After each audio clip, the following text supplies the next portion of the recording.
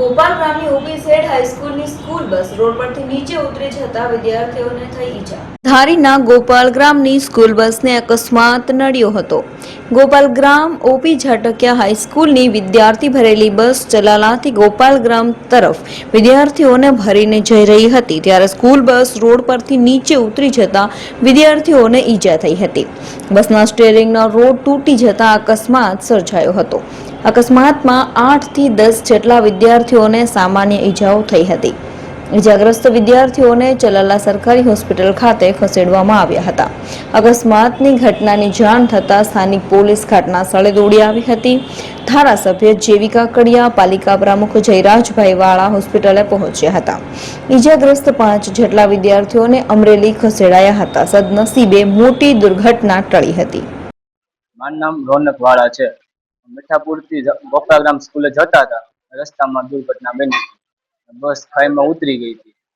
ત્યાંથી અમે પછી અમરેલી થોડાક 5 જણા લઈ આવ્યા છે અને બીજા થોડાક જણાને છે ને પેલા પણ ચલાળા પ્રાથમિક સારવાર મળી ગઈ છે। કેટલા વિદ્યાર્થીઓ હતા? 32 વિદ્યાર્થીઓ હતા, 30-32।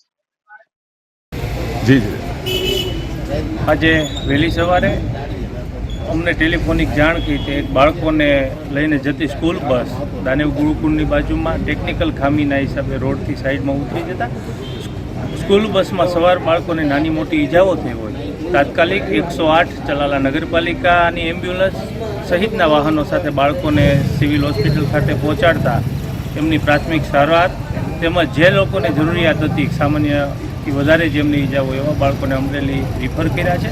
અને આ જાણ થતાં ધારાસભ્ય શ્રી જેવીભાઈ કાકડિયા, પૂજ્ય મહાવીર બાપુ, ગોપાલ ગ્રામના સરપંચ શ્રી હરેશભાઈ, માણાઓના સરપંચ શ્રી જસકુભાઈ તેમજ વાલીઓને જાણ થતાં હોસ્પિટલ ખાતે દોડી આવ્યા હતા। પોલીસ પરિવાર પણ વ્યવસ્થામાં આજે ઉપસ્થિત હોય। કોઈ દાન મહારાજની કૃપાથી કોઈ વધારે ઈજા ગંભીર ના હોય, સામાન્ય નાની મોટી ઈજાઓ હોય।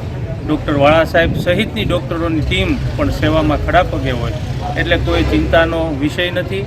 આખી ટીમ ખડે પગે છે અને બાળકોને પ્રાથમિક સારવાર આપી દેવામાં આવી છે।